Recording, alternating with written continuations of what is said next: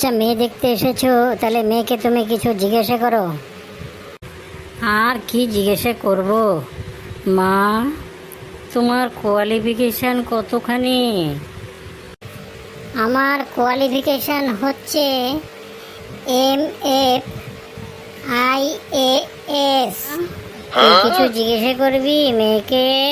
না না বাবা, যা কোয়ালিফিকেশন বলেছে ঠিকই আছে।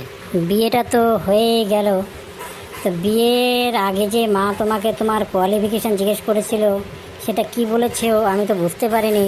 ও কোয়ালিফিকেশন, ওটা হচ্ছে মা matric fail in all subject.